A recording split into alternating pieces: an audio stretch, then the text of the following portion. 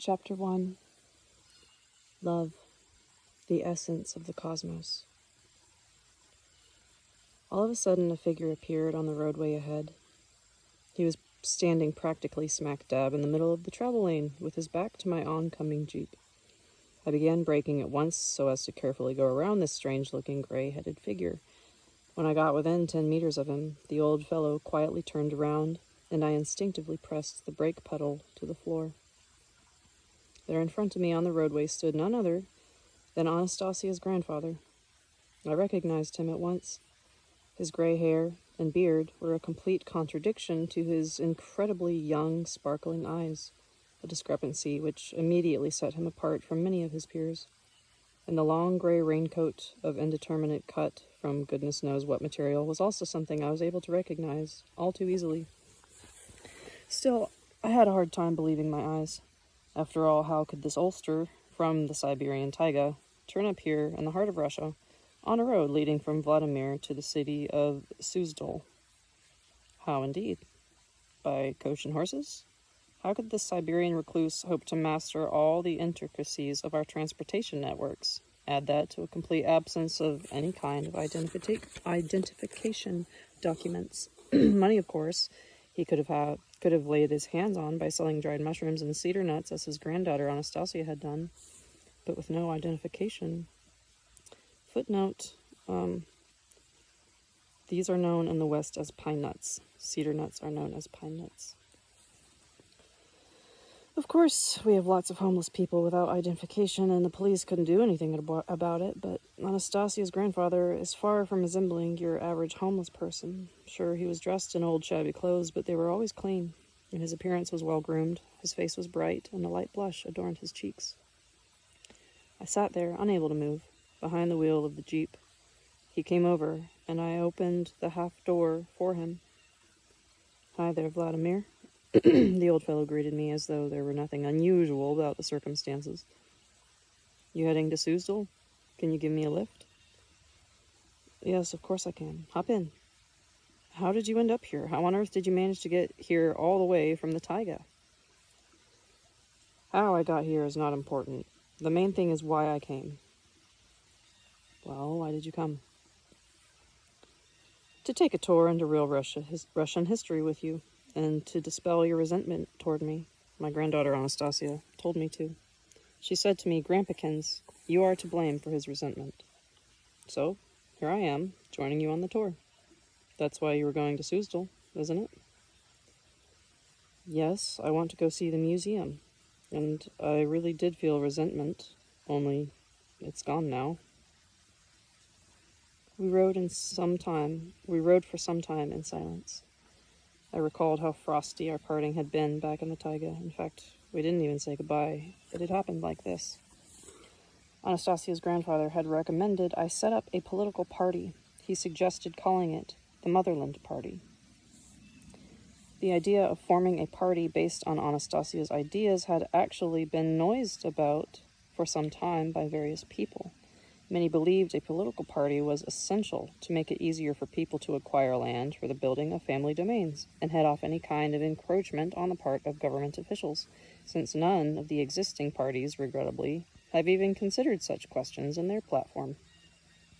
In view of the fact that there are some sort of powers opposed to Anastasia's ideas, and that all sorts of attempts have been made to discredit not only the ideas themselves, but also people who have been attracted by them, as well as Anastasia and me, it was suggested to draft the party's constitution without any reference in its aims and objectives section to creating favorable conditions for the setting up of kins domains, nor should there be any mention of Anastasia's ideas or the Ringing Cedars series.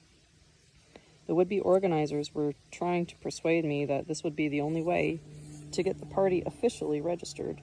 So I decided to consult with Anastasia's grandfather on this question, as well as on the topic of the party structure, its primary aims and objectives.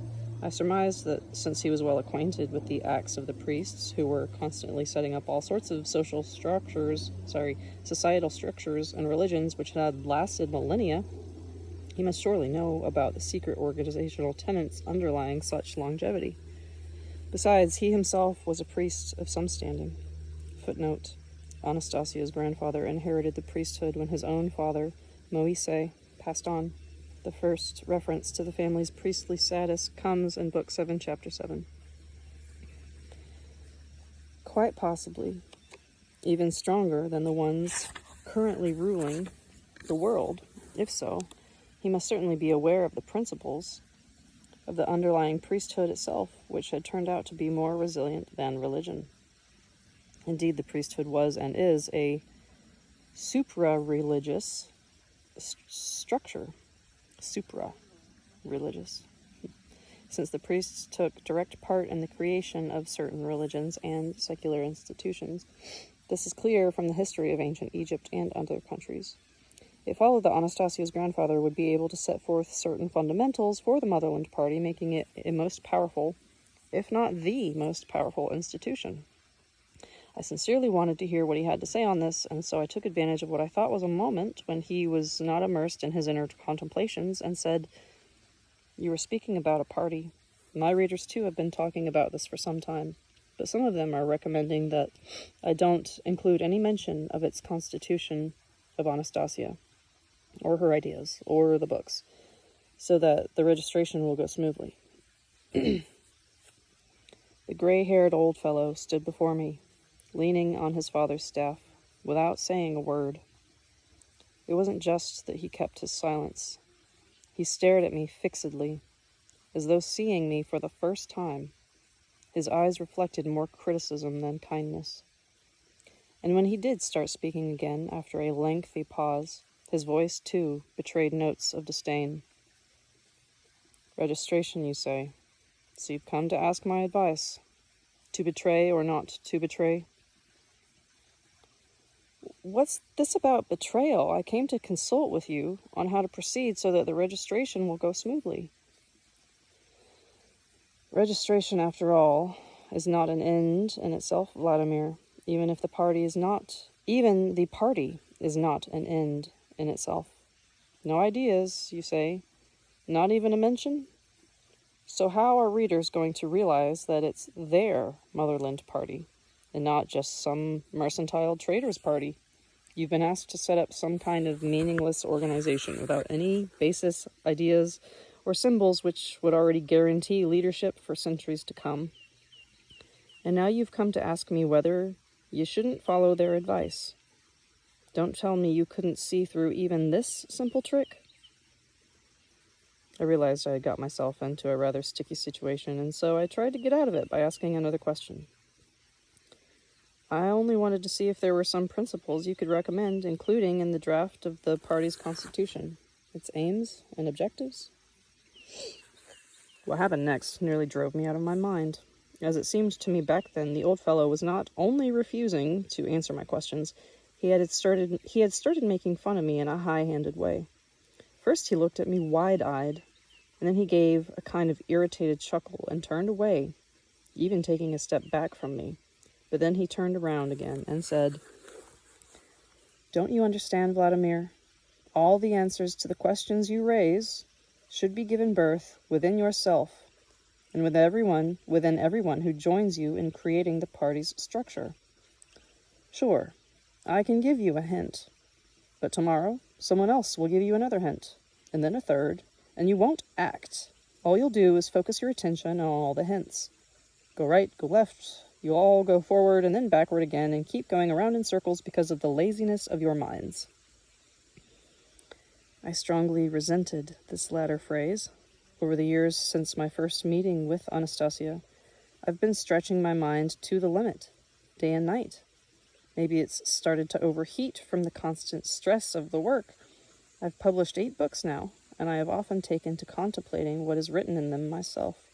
Sometimes I've found myself pondering the accuracy of particular phrases time and again. And surely the old fellow must know about this. Even though my resentment was starting to become inflamed, I managed to restrain myself, explaining, "Indeed, it seems as though everyone thinks and reflects, and various political systems are set up, communist, democratic, centrist. But as someone once said, no matter what party we aim to create, it all ends up looking like the Communist Party Central Committee." That's very true. That's what I've been telling you. You're going around in circles because of the laziness of your minds. What's laziness of mind got to do with it? Maybe it's simply that not enough information is available? So, there's not enough information out there and you've come to me to get it, eh? But if your mind is lazy, will you be able to make any sense of it? I could feel my resentment increasing, but I endeavored to conceal my irritation and continued. Okay, I'll try to make my brain work harder. Then pay attention. The party should be structured along the lines of the 9.Rites. I mean, in its early period. You will figure the rest out later. Footnote, Vice, also spelt vech, or veche, I don't know. An ancient form of self-governance in which a circle of local residents collectively discussed and decided questions of importance by general consensus.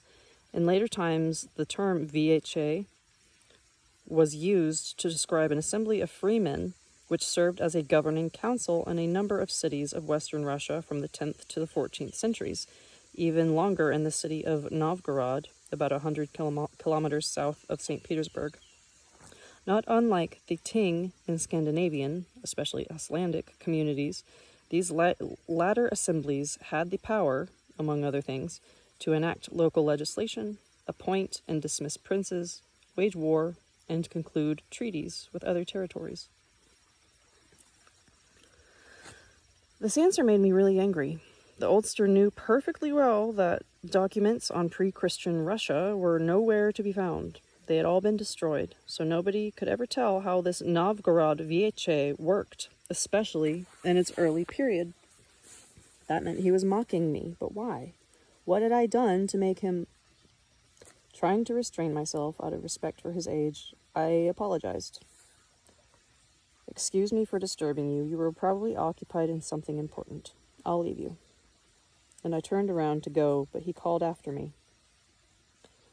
But the aim or objective of the Motherland Party should be the creation of favorable conditions for the restoration of the energy of love to families.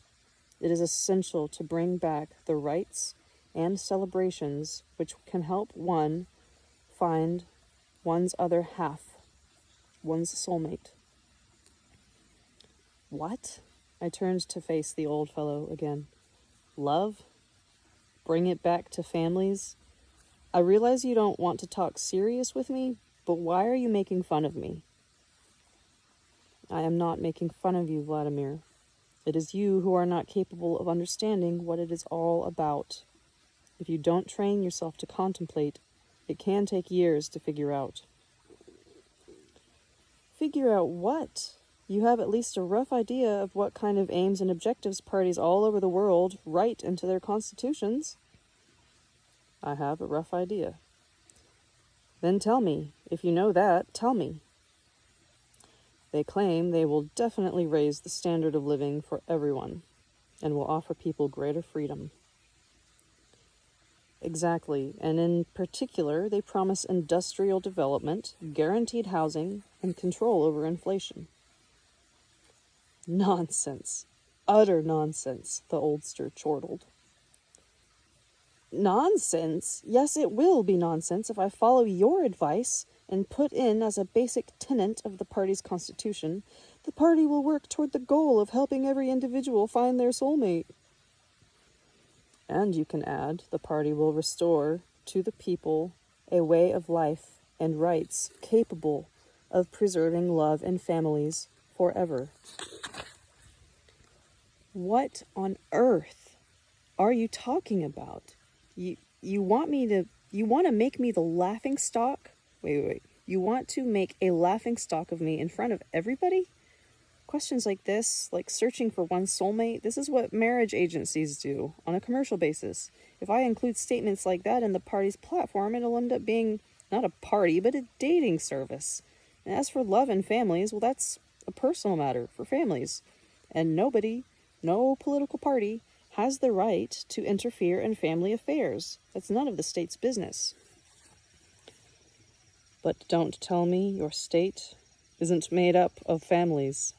Are not families the basis of any state? They are. They are. That's why the state is obliged to raise the standard of living, both for families and for individual citizens. And what then? The old fellow snapped. By raising the standard of living in the country, will you then restore love to a great many families? I don't know, but it is accepted that states should care about the welfare of their citizens. Vladimir, ponder for a moment what the word welfare means. Calm down and delve into its meaning. Now, I'm going to say it just a little differently. Welfaring, or faring well, that is, a state of well-being. If you think about it, you'll realize that love alone is capable of raising any man, with a capital M, any man's well-being to the highest possible level. Not money or palaces, but the feeling, only the feeling given to man by the Creator, the state of love. Love is the essence of the cosmos, living, thinking, with an advanced intellect. It is powerful. It is powerful, and it is no wonder God was so excited about it, giving its great energy as a gift to man. It is imperative to try to understand love and not be shy about paying attention to it, even on the national level. And when the nation is comprised of a multitude of families giving birth to their children in love and creating a space of love, it will not suffer from lawlessness or inflation. Such a nation will have no need to fight against criminal tendencies. They will disappear from society. And all the prophets with their cunning philosophizing will be silenced. Whether they foolishly neglected to mention it, or whether it was simply beyond their comprehension, is unimportant. But they led people away from the most important thing to a place where there is no love. The priests knew about this and consequently humored the prophets. For centuries, mankind has been creating rites in an aid of life and love. Whether these rites were suggested by the Creator or the people's own wisdom had perfected them is unimportant. They, in fact, over the centuries, created a state of well-being and helped young people obtain love and joy in perpetuity. None of these rites were characterized by occult superstition as they are today. Each one served as a school of higher learning, an examination by the universe. Anastasia told you about the Vedras wedding rite that dates back centuries. You mentioned it in just one of your books, but it deserves to be mentioned in every book. It is far from being fully comprehended by people living today, including you. If you remember, she also told you about ancient ways of searching for your one to love. But again, you today have not been able to make sense of them. My granddaughter said, I have not created strong enough images. She takes all the blame upon herself, but I claim that the laziness of your mind, or minds, is also to blame. Let the best learned men study the Vedras wedding rite letter by letter. They won't, and you'd better believe me, Vladimir, they won't find a single occult or superstitious act. It is an act which is both rational and exactly suited to love's creation. Compared to it, you will see how absurd are today's wedding celebrations, traditions smacking of occultism and superstition. You must realize that Anastasia knows immeasurably more than she tells you. Her acts, her logic, her behavior are not immediately understood even by the priests, who subsequently can only marvel at what my granddaughter has done. Inquire of her and inspire her with your question. Ask her what right the Vedras people had for childbirth. Don't count on her to bring up the subject. She takes care to talk to you only about what she thinks interests you. But you don't have the slightest idea of what tremendous hidden wisdom lies in the ancient rites. They are the creation of cosmic worlds. Any world that forgets the wisdom of its age-old forebears deserves derision. It makes no difference whether an individual has forgotten on his own or under the influence of the priests who have mastered the occult sciences. Inquire of my granddaughter and inspire her with your question, and summon your party to the creation of love. Until that happens, you are of little interest to me. You need to have the most obvious things explained to you at length. Show forgiveness to an old man. Go. I do not find it useful to talk and think of unpleasantries. The old fellow turned and started slowly walking away. I stood there all alone in the taiga, feeling that I had been spat upon. The resentment I had, right from the start of our conversation, prevented me from making sense of everything he said, but subsequently, upon returning home, I mentally went back to our conversation in the taiga, pondering it and analyzing it. I very much wanted to prove, perhaps not so much to Anastasia's grandfather as to myself, that I had not become completely lazy of mind. I wanted to either disprove or confirm what he said within myself. Back in the taiga, the oldster had told me that as long as people are content merely to listen to hints and not begin to think about the essence of life for themselves, society will never be free from its cycle of social upheavals, and man will never be happy. I guess that's the way it is. He also talked about the existence of some kind of program created by God. Now, what might that be? To what extent does the life of man today correspond with this program?